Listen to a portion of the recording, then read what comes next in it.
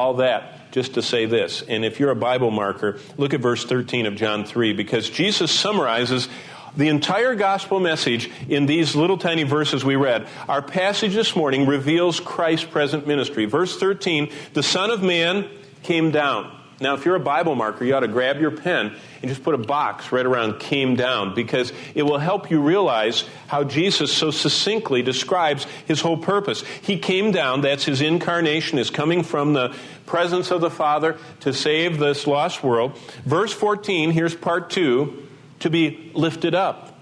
There's the substitutionary death of Jesus Christ on the cross. Verse 15, in order for men to enter in, that whoever believes in him. So we enter in verse 15, and then look at verse 16.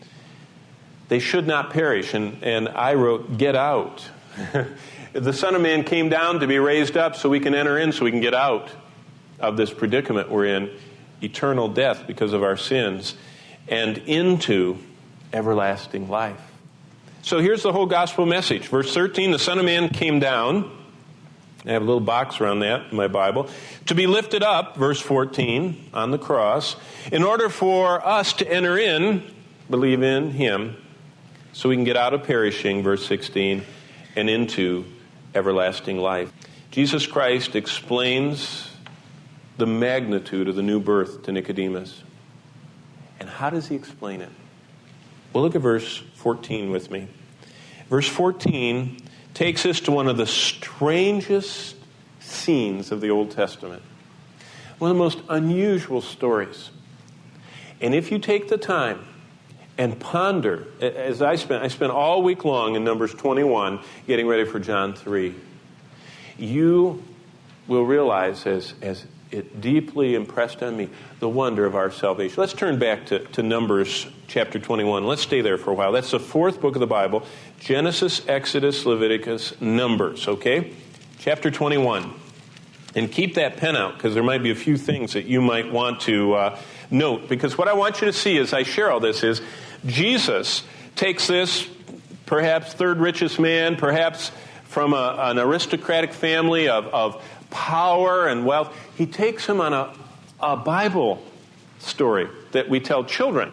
Takes him on a little journey back 1,500 years in the past and uses the setting of this 21st chapter of Numbers to explain what I believe is the clearest explanation of salvation, the most powerful, the simplest. You know, sometimes we get so... I remember when I was on staff at Grace Community Church with John MacArthur, he had all of us, there were 40 pastors at that time, he had all of us write down the plan of salvation. I mean, some of these guys, it was 100 pages long. And John came back and he said, how would you ever share that with someone sitting next to you on an airplane? How about if the airplane was crashing? How would you share it? You know, we get salvation so big that we cannot share it. We can't distill it down. Jesus shared it like this. He said, let me tell you a little story. Start in verse 4 of Numbers 21. They journeyed from Mount Hor by way of the Red Sea to go around the land of Edom, and the soul of the people became very discouraged on the way. Kind of sounds familiar, right? Take a long trip with your family in the car, and this scene will happen. Oh, they'll be complaining. When are we going to stop? When are we going to eat? How much further? You know. And these people were walking, and the people spoke against God and against Moses. And they start complaining. Verse 6, so the Lord sent fiery serpents. Oh, don't tell your kids that. They'll all lift their feet in the car, say, you complain too much and God will send fiery serpents. But this was a divine judgment because it says, they, verse 6, bit the people, and many of the people of Israel died. This is a divine judgment, catastrophic, cataclysmic, devastating, horrible. Now look at the repentance in verse 7. I mean, this is a beautiful story. Therefore, the people came to Moses, the ones that hadn't died yet, and said, we have sinned. They got the message. We have spoken against the Lord and against you. Pray the Lord that he take away the serpents from us. So Moses prayed for the people. And look at this curious. This is the strange part. Here's the cure. And the Lord said to Moses, verse 8, make a fiery serpent. Set it on a pole. And it shall be that everyone who is bitten, when he looks at it, shall live. So Moses made a bronze serpent. put it on a pole, and so it was.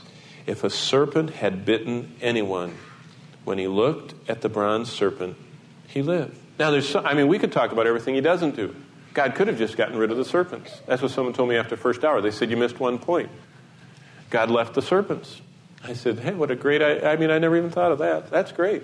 He didn't take away the serpents. He gave them a remedy because they were surrounded by the serpents. Now, Moses didn't get a pitchfork and skewer a serpent and hold it up. That wasn't what God wanted, because that would have been a bad picture. This is a picture of Jesus Christ. That's why he uses it in John chapter 3. So you couldn't hold up a serpent because Jesus was not a what? A sinner, right? He became sin. So what did Moses have to do? He had to make a representation of a serpent. Jesus was made in the likeness of what? Us, humans. But he was sinless. He was a bronze serpent. If you know anything, and if you don't, you'll find out. We're studying the tabernacle in the weeks ahead. Did you know every part of the tabernacle, every part of it, is an incredible introduction to some facet of Jesus Christ? Here's one. Anything inside the holy place is made of gold. Why is that? Because God is divine. Everything outside that is made of brass. Why? Because it speaks of fiery judgment against sin. To get to God, you have to have your sin judged. But everything to do with the approach to God is gold. Just a beautiful little picture. And so this was a brass servant speaking of judgment against sin, held up. Okay, let's just draw some lessons, and you might want to jot some of these down. Number one, we share a similar deadly infection. That's what Jesus was trying to tell Nicodemus. He says, hey, Nicodemus, you come to me, you're Mr. Rich guy, perhaps, you're Mr. Famous guy, perhaps. You know what? Look at that story. Look at those people. They were hopeless, helpless, dying. You have the same problem, Nicodemus. See, Nicodemus needed to realize he was lost. In spite of his religious background, his teaching, his temple ritual, he was lost. He was in a desperate condition. That's the first thing Jesus points out. Everyone touched by the poison of the serpent would die. All people infected with the sin virus will die. We have the same problem they had, just like Nicodemus has it. We're all infected. We've all been bitten by the serpent. We are of our father, the what? The devil. We were born doing the will of the God of this world, the prince of the power of the air. We're his children whom were born into this world. Now, people don't like that.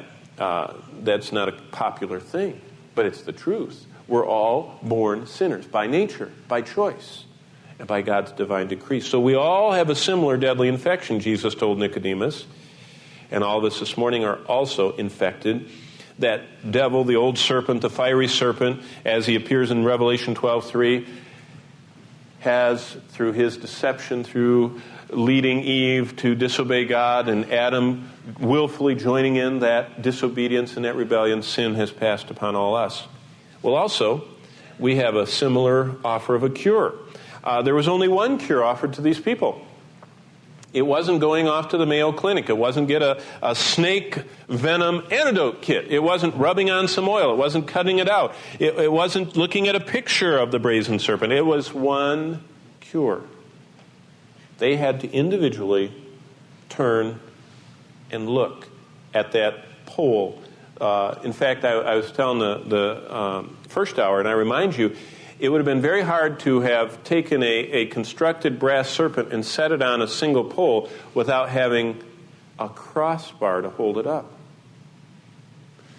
See, the lot of pictures of the cross in the Old Testament, most likely it was a pole of some kind or a tree trimmed off with something to hold up this nailed-on serpent. Very interesting. But we share a similar offer of a cure. There's only one cure. God himself devised and prescribed the antidote against the fiery serpents. So this morning, our salvation was invented by God. There's only one cure, the one God invented. It was a very unlikely method of cure. I mean, when you look at this, when it says in verse 8 of Numbers 21, make a fiery serpent, that's the last thing I would have thought of. I mean, I would have thought of having a divine whirlwind and carry them and let the people whirl around or pour water on them. I mean, there's so many things that would have been much more, a serpent? What a gross thing to think about. And think of, Jesus Christ became sin, became like that brazen serpent. It says that also that which cured them was shaped in the likeness of that which wounded them. I think about Romans 8:3, which says Christ was made in the likeness of sinful flesh. The serpent was in the likeness of the fiery serpents that bit them. Also, the scriptures tell us that Jesus was identified. In fact, in John 9, Jesus helped this man, this man who was blind from birth, and they accused Jesus, and they said to that man, "Are you liking this sinner?" They called Jesus a sinner, those religious leaders, which was such blasphemy. But another thing, the brazen serpent was lifted up. This bronze serpent had to be affixed to this pole and held up for people to see. And Jesus said, "Yes, and when I am" what? "Lifted up, I will draw all men unto myself." We learned at our Passover Seder a couple weeks ago that God promised in the third promise of Exodus in the whole Passover, he says, "I will save you by outstretched arms." Remember that point? Jesus, on that third promise, handed to them the cup with his outstretched arm, almost prefiguring that he would be crucified, and so he was lifted up just as the serpent was. And that's an amazing point. But what I love about this, look at verse 9. "So Moses made the bronze serpent and put it on a pole. And so it was, if a serpent had bitten anyone, when he looked at the bronze serpent, he lived." Goes back to my days at Grace Community Church when John told all the 40 pastors to write down the salvation message. Jesus was very simple. Anybody that's bitten, if you will look in faith at that serpent on the pole, you would live. That's how simple salvation is. Think about it. It was very simple. They looked and live. "If we believe, we shall not perish," Jesus said. It is by faith that we look unto Jesus. In fact, Charles Haddon Spurgeon, that tremendous Baptist minister of the 19th century who spoke to thousands in London at the great metropolitan church that he pastored there. Do you know how he got saved? He was walking in a snowstorm by a little Brethren chapel when he was a young man, and the man in there to a handful of people was preaching Isaiah 45:22, and Isaiah 45:22 says this, "Look unto me, all the ends of the earth, and be ye saved, saith the Lord." And Spurgeon walked by, stuck his head in, listened to that man, and it struck him that all who would look unto the Lord will be saved. That's the message of salvation. We must be sensing that we're wounded, in danger by it. We receive the record God gave concerning His Son. We rely on the assurance that we shall be healed and saved if we look at Him.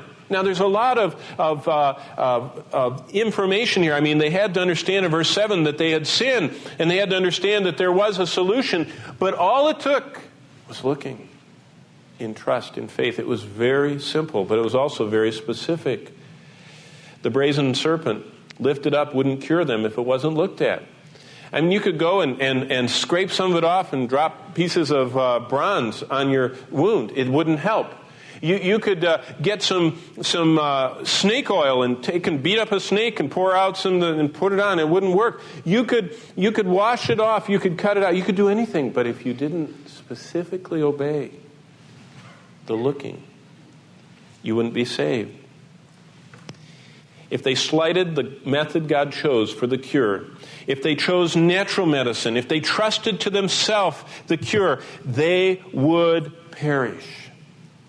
And that's what we see all around us. There's one way of salvation. Jesus lifted up, substitutionary, dying in our place. But there are churches on block after block after block in our country. And they say, if you get baptized, you will get saved. If you join our church, you will get saved. If you go out and do this Christian service, you will get saved. If you will confess this, or if you will get involved in this sacramental order, you'll be saved. And there's always a little addition there that is perverting the simplicity of looking at Christ.